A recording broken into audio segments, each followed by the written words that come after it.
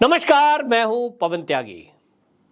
देश के प्रधानमंत्री नरेंद्र मोदी को अमेरिका के राष्ट्रपति ने ऑफिशियल भोज पर बुलाया है और यह हमारे लिए बहुत सम्मान की बात है कि हमारे देश के प्रधानमंत्री को अमेरिका के राष्ट्रपति जो बाइडेन ने, आपको बता दूं, राजकीय रात्रि भोज पर आमंत्रित किया है, जहां भारत के कई अधिकारी उनके साथ जाएंगे और इस रात्रि भोज में जो बाइडेन की पत्नी जो है जिल बाइडेन भी, जो अमेरिका की पहली महिला है, वो भी इसमें शामिल होंगी।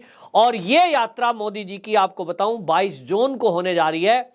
इस 22 जून के लिए व्हाइट हाउस से इसकी आधिकारिक पुष्टि भी हो गई है और ये यात्रा खास तौर पर रक्षा, सुरक्षा और व्यापार को देखते हुए की जा रही है। लेकिन ये यात्रा एक ऐसे टाइम में हो रही है जब हमारा पड़ोसी मुल्क पाकिस्तान चीन की शह पर भारत में घुसपैठ की कोशिश कर रहा है, डिस्टरबेंस की कोशिश कर रहा है। विस्तारवादी नीति के तहत चीन भारत को परेशान कर रहा है। कभी वो अरुणाचल प्रदेश में घुसपैठ की कोशिश करता है, कभी वो लद्दाख में घुसपैठ की कोशिश करता है और हमारे जो क्वाड देश हैं वो सब उससे दुखी हैं। लेकिन सबको भारत की जरूरत है और एक दूसरे की जरूरत है। ऐसे में चीन को पटकनी देने के लिए और पाकिस्तान के आतंकवाद जो वो फैलाता है उससे निपटने के लिए अमेरिका भी चाहता है कि भारत का उसको सहयोग मिले और इसलिए एक दूसरे की हम जरूरत है। जितनी जरूरत आज भारत को अमेरिका की है कि वो हमारे साथ मजबूती से खड़ा हो चीन का मुकाबला करने के लिए और पाकिस्तान के आतंकवाद को खत्म करने के लिए, वहीं अमेरिका को भी भारतीयों की इसलिए जरूरत है क्योंकि वो व्यापार करना चाहता है और व्यापार में आज अमेरिका की हालत यह है कि उसकी निर्भरता चीन पर इतनी बढ़ गई है कि वो चीन से अपने संबंध चाहकर भी खराब नहीं कर सकता, डायरेक्ट हमले की बात सोच नहीं सकता।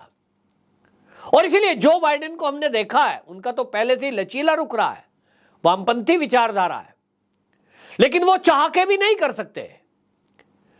भारत ने जिस तरह से चीन से व्यापार धीरे धीरे कम किया और अपनी आत्मनिर्भरता बढ़ाई, मोदी सरकार ने जिस तरह की योजनाएं बनाई कि आत्मनिर्भर भारत का नारा दिया और बहुत सारे युवाओं को प्रोत्साहित किया, बैंकों से लोन दिया, जो चीन प्रोडक्ट बना रहा है वो बनाने की कोशिश की और जो हमको ऐसी चीजें चाहिए थी जो हमें चीन से ही लेना हमारी मजबूरी है, सेमीकंडक्टर हो गया, कुछ दवाइयों का कच्चा माल हो गया, उसको मजबूरी में अभी ले रहे हैं।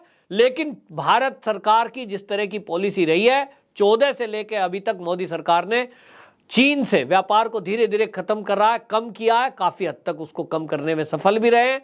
लेकिन कोई भी उद्योग धंधा लगाने में कुछ टाइम लगता है।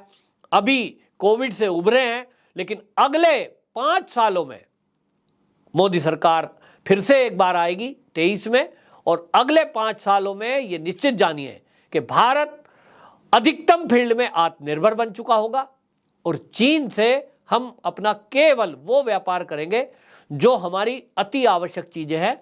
बाकी चीजों में या तो अल्टरनेट खोजा जा रहा है या खुद अपने प्रोडक्ट बनाए जा रहे हैं।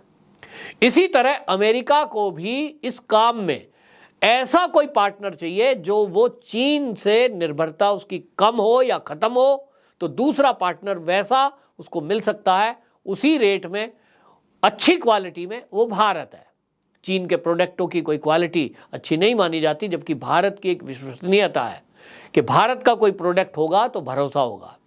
उदाहरण के लिए हमने देखा कि हमने जो कोविड की वैक्सीन बनाई, चीन की वैक्सीन किसी ने भी नहीं ली, लेकिन भारत की वैक्सीन कई देशों ने हमसे दान में भी ली और हमसे व्यापार में भी ली और इसीलिए पूरी दुनिया का भारत पर भरोसा है।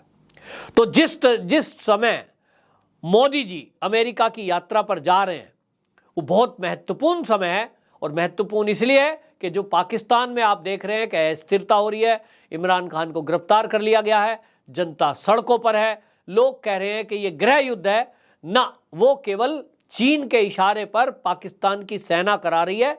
सेना मौन होकर उन आंदोलनकारियों को सड़कों पर आतंक मचाने दे रही है ताकि वो इमरजेंसी लगा सके और सेना पाकिस्तान में कब्जा कर सके और फिर चीन से मिलकर के भारत में डिस्टरबेंस पैदा करे, ताकि अपनी जनता का ध्यान भुखमरी से, बेरोजगारी से हटाकर वो केवल फोकस करे लड़ाई पर।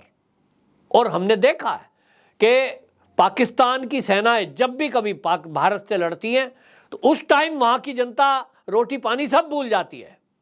आतंकवाद का जो उद्योग है वो पनपने लगता है। लोग जो है बेरोजगार ही हैं, उससे भर्ती हो जाते हैं, हम बनेंगे आतंकवादी, हम करेंगे जिहाद। तो ये सब चीजें चाल में चल रही है। भारत सरकार को पहले से ही ये सब पता है और इसीलिए, हालांकि इसके प्रयास शुरू से थे, लेकिन अब ये आधिकारिक पुष्टि हो गई है। और आपको बता दें कि जो बाइडेन अमेरिका के राष्ट्रपति भी G20 समिट में शामिल होने के लिए सितंबर 2023 में भारत की यात्रा करने वाले हैं।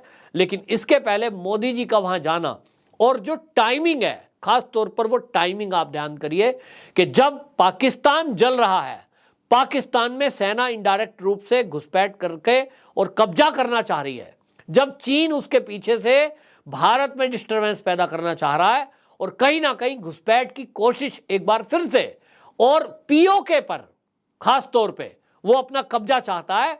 जैसे ही सेना हैंडओवर करेगी, सेना जैसे ही इमरजेंसी पाकिस्तान में लगाएगी, तो आप समझ लीजिए कि वो आपको दिखने में लगेगा कि ये पाकिस्तान के सैनिक हैं, उनके पीछे चीन हर कदम पर खड़ी होगी, क्योंकि चीन कर्जा दे देकर पाकिस्तान को इस हालत में ले आई है कि चीन के बिना पाकिस्तान की सेना रोटी भी नहीं खा सकती। यह हालत है। और इसीलिए अभी जो सेना के जनरल पाकिस्तान के चीन होकर आए, उसके बाद ही आप देखिए इमरान खान पर कार्रवाई हुई, उसके बाद गिरफ्तारी हुई। ये पूरा नाटक इसलिए किया गया ताकि डिस्टरबेंस पैदा हो, क्योंकि वो जानते हैं कि इमरान खान की लोकप्रियता पाकिस्तान में बहुत ज़्यादा है।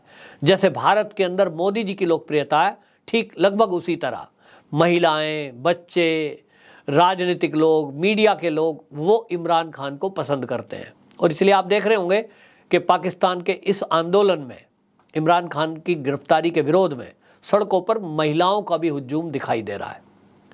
और ये इस बात को सेना जानती है और इसीलिए पाकिस्तान में उपद्रव करने दिया जा रहा है।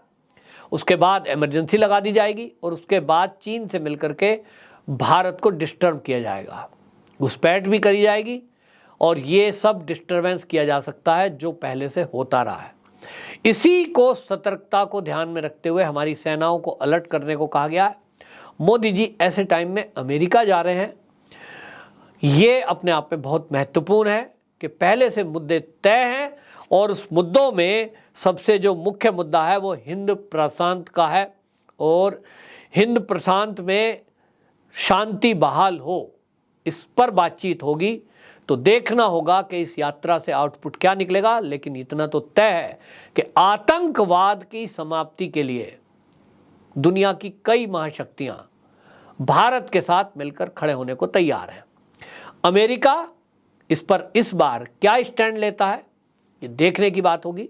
लेकिन मेरा पूरा भरोसा है कि मोदी जी जब जो बाइडेन से मिलेंगे और वहाँ के अधिकारियों को जब समझाएंगे, तो निश्चित जानिए कि वो अमेरिका से सपोर्ट लेकर ही आएंगे।